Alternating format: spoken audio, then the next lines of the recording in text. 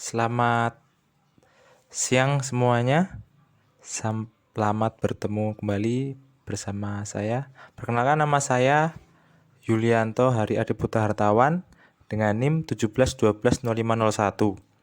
Pada kesempatan hari ini saya akan mempresentasikan hasil dari final project tugas e-commerce saya yang berjudul Analisis dan Perancangan Sistem Informasi Penjualan Pakaian Berbasis Web dengan studi kasus H-Store Jogja di Berbas Sleman Yogyakarta. Jadi pertama ada gambaran umum sistem. Sistem informasi penjualan pakaian ini dibuat untuk menunjang pemilik toko dalam menjual produk pakaian dengan menggunakan sistem informasi penjualan berbasis web. Dengan fitur utama yaitu bisa melakukan pengecekan ongkir secara otomatis dengan menggunakan API Raja Ongkir yang sudah terintegrasi pada sistem tersebut. Jadi untuk pengiriman barang ini konsumen bisa langsung menentukan jasa kirimnya dan biayanya, entah itu dengan ada 3 ya. Kalau di sini pertama ada Pos Indonesia, JNE sama JNT. Oke, kemudian next. Ada fungsionalitas sistem. Yang pertama ada akses menu untuk pengunjung. Akses kategori untuk pengunjung yang pertama ada akses kategori produk, akses halaman utama atau home, foto, dan detail produk. Dan ketiga ada akses menu pendaftaran konsumen baru. Yang kedua ada akses menu untuk konsumen. Yang pertama ada akses menu login, akses halaman atau home, foto atau detail produk, akses menu kategori produk, dan akses menu pencarian barang. Kemudian untuk lanjutan ada akses menu untuk konsumen. Akses menu untuk konsumen diantaranya ada akses menu detail produk, akses menu keranjang belanja, akses menu checkout barang, akses menu jasa ongkir barang, dan ada akses menu pembayaran barang, akses menu upload bukti pembayaran barang. Kemudian yang ketiga ada akses menu admin. Yang pertama ada akses menu login admin, dua ada akses menu halaman dashboard admin, yang ketiga ada akses menu data kategori yaitu menambah, mengedit, atau menghapus kategori. Lanjutan ada untuk admin ada akses menu data produk seperti menambah, mengedit, dan menghapus produk, dan ada akses menu konsumen seperti menambah, mengedit, dan menghapus konsumen, dan ada akses transaksi atau pesanan yaitu mengupdate status pesanan, melihat bukti pembayaran, dan mencetak invoice serta menghapus transaksi yang sudah tidak diperlukan. Dan ada akses laporan penjualan atau mencetak laporan.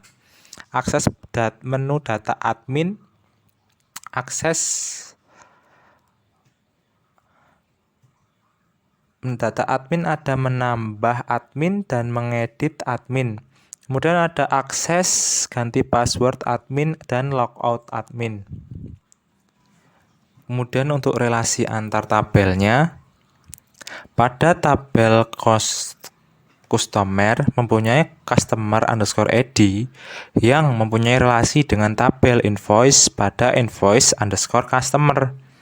Kemudian untuk relasi customer_id sebagai primary key dan invoice_customer sebagai foreign key, relasi keduanya menggunakan cascade yang di mana saat isi data dari customer_id dihapus, maka data yang berada pada invoice_customer juga terhapus.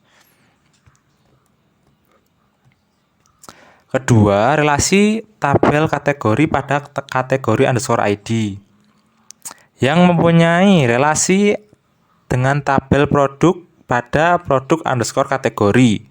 Relasi kategori_id sebagai primary key dan produk_id sebagai foreign key.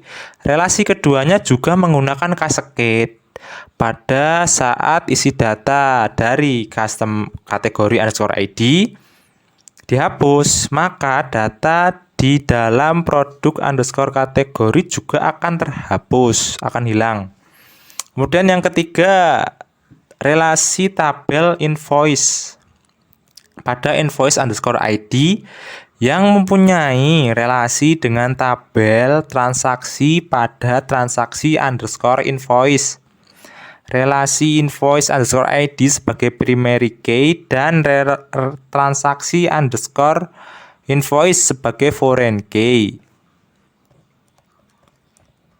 Relasi keduanya juga menggunakan cascade yang pada saat isi data dari invoice underscore ID dihapus, maka data di dalam transaksi underscore ID transaksi underscore invoice juga akan hilang atau terhapus. Keempat, ada relasi tabel produk pada produk underscore ID yang mempunyai relasi dengan tabel transaksi pada transaksi underscore produk. Relasi produk underscore ID sebagai primary key dan transaksi underscore produk sebagai foreign key. Relasi keduanya juga menggunakan cascade yang pada saat isi data dari produk underscore ID dihapus, maka di dalam transaksi underscore produk juga akan hilang. Oke, ini sekian presentasi pembuka dari saya. Kemudian akan dilanjutkan lagi untuk presentasi sistem atau aplikasinya atau websitenya. Oke, see you next. Ya, oke. Akan saya presentasikan hasil dari perancangan website sistem informasi penjualan pakaian berbasis web yang sudah saya buat dan saya hosting yang bernama hasturjogja.store di alamat addressnya. Oke, akan saya presentasikan seperti berikut.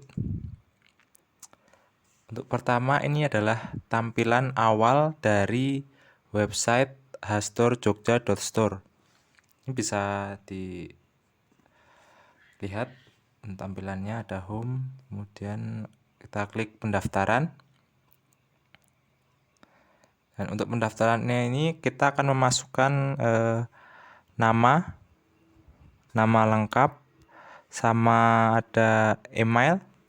Kemudian kita masukkan nanti nomor telepon sama alamat lengkap. Ini kita isikan ya. Nomor HP kita isi, kemudian ada alamat lengkap, kita isi juga. Ini kita isi ngasal ya, kita coba untuk pengisiannya apakah berhasil nanti atau tidak. Ini adalah form pendaftaran konsumen baru. Jadi di halaman ini konsumen bisa membuat nantinya untuk membuat akun. Nah, ini sudah kesimpan, kita login. Loginnya menggunakan email sama password ya, yang sudah dibuat tadi. Jangan lupa kita login. Ini sudah login, namanya kita isi Lilpam. Kemudian ini ada halaman home. Kemudian kita ambil contoh untuk pemesanan produk ya. Kita klik nanti di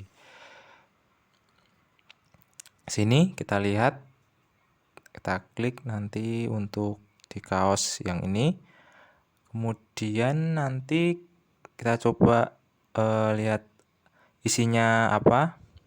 Ada judul sama bintang sama statusnya tersedia sama masukkan ke keranjang. Ini sebenarnya ada deskripsi ya, tapi belum saya isikan. Nanti kedepannya akan saya isikan lagi di halaman admin. Nanti saya akan buat kayak prosedur pengisiannya. Ini kita check out. Kemudian ini untuk halaman pemesanan. Ini ada nama pembeli, alamat dari konsumen yang akan membeli, kemudian nanti kita masukkan kayak apa namanya ini, provinsi tujuan sama kabupaten. Ini untuk pengecekan ongkir ya. API-nya ada di sana nanti. Jadi ini pengirimannya dari Hastornya langsung di Berbah Sleman Yogyakarta. Jadi ongkirnya kita tentukan berdasarkan titik lokasi antar, yaitu di Berbah Sleman. Kemudian ini kita isikan untuk konsumennya. Kita isikan di DIY. Kemudian nanti kita isi di Bantul. Dan kita cek lagi di halaman di page. Oh ini ya, ini ada jasa kirim, kita pilih pos tadi paling atas ya. Jadi jasa kirimnya ada 3, ada pos, JNT, sama ada JN. Kemudian ini untuk invoice-nya, invoice. Kemudian nanti kita kembali, kemudian sebentar ya, mohon maaf. Kemudian nanti ini konfirmasi pembayaran. Nah ini sangat penting ya. Sesudah kita memesan, kemudian kita melakukan pembayaran. Pembayarannya via transfer ke rekening dari pemilik tokonya Hastor Jogja di rekening BRI tersebut. Nah setelah melakukan transfer, kemudian kita melakukan upload bukti transfer. Yang kita upload tuh adalah buktinya tadi, seperti tadi ya. Kemudian kita login di admin. Sudah itu kita coba untuk pengecekan yang tadi. Ini kita masuk admin, login, sama kemudian ada dashboard admin. Kita masuk ke dashboardnya udah. Kemudian kita masuk ke halaman data kategori. Data kategori kita bisa menambah kategori, seperti misalnya kita masukkan masukkan sandal. Kita masukkan sandal, kita tulis sandal ya. Kemudian kita simpan. Udah masuk, udah. Coba kita edit, kita ganti sarung, coba. Kita ganti sarung, kemudian simpan. Apakah bisa? Ternyata bisa. Kemudian kita hapus. Apakah bisa kita hapus? Ternyata bisa. Kemudian di data produk. Data produk nanti isinya ada beraneka ragam produk sih. Nanti kita masukkan dulu nama produknya apa, ya toh. Kemudian ada kategori produk yang sudah kita inputkan tadi, kayak kaos, ada celana, ada sandal juga. Kemudian kita isikan sesuai dengan kategorinya. Kemudian kita bisa isi harganya misalnya kaos berapa. Kemudian kita isi kayak detail keterangan produk, misalnya ada kaos ya, kaos terbuat dari bahannya apa, terus sablonannya dari apa, kemudian ada ukuran dan warna gitu. Kemudian kita isikan, dan habis itu kita scroll ke bawah lagi. Nanti ada berat. Ini beratnya harus kita sesuaikan dengan berat real ya. Misalnya 300, kemudian kita masukkan foto. Fotonya gini, kita ambil contoh random aja. Yang ini, kemudian kita open. Dan setelah itu kita simpan ya. Kita simpan apakah berhasil atau ada yang gagal. Kita simpan. Oh, ternyata berhasil. Kita coba fitur edit ya. Kita fitur edit, kita ubah nama ininya, nama produknya. Kita ubah. Apakah nanti akan berhasil juga? Kita simpan lagi. Kemudian oh, berhasil. Coba kita fitur ketiga, kita hapus ya. Kita hapus, apakah nanti berhasil? Oh, berhasil. Kemudian ada fitur transaksi atau data konsumen. Data konsumen kita coba hapus dulu, apakah berhasil. Nah, data konsumen ini nanti isinya ada banyak sih, ada kayak nama, nomor telepon, ini sangatlah penting untuk pendataan. Coba kita isi, tambah konsumen baru ya, kita isi namanya Lilpam, kemudian email kita masukkan. Ini kita isikan ngasal aja nggak apa-apa, kita buat contoh aja. Kita buat contoh, passwordnya simpan, kemudian apakah berhasil? Kita cek.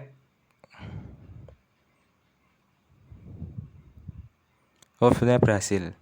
Kemudian ini kita cek pembayaran yang tadi, yang konsumen namanya Lilpam, apakah sudah membayar atau belum. Ternyata sudah. Kemudian kita cek invoice-nya. Invoice ini fungsinya untuk pengiriman, kayak ada nama, alamat lengkap, sama ada total pesanan.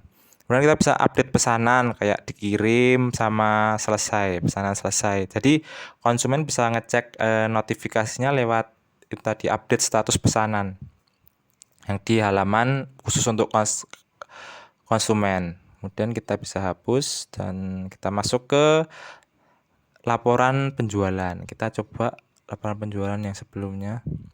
Laporan penjualan ini sangat penting ya, karena kita bisa memantau kayak aktivitas penjualan kita di website. Jadi nanti ada ini apa namanya, rangkuman penjualan kayak nama pembeli sama apa yang dibeli. Kemudian ada admin, halaman admin kita bisa nambah admin. Kalau kita punya karyawan banyak gitu kan, otomatis kita bisa nambah bisa nambah data admin lagi. Terus kita bisa nambah nama, terus ada username. Ini kita sesuaikan aja sama nama sama username-nya karyawan biar mudah diingat aja. Dan password. Kemudian kita pilih foto. Foto ini fotonya apa namanya? Admin. Nanti di misalnya karyawan Hastor Jogja mau foto ini sebenarnya untuk identitas diri aja.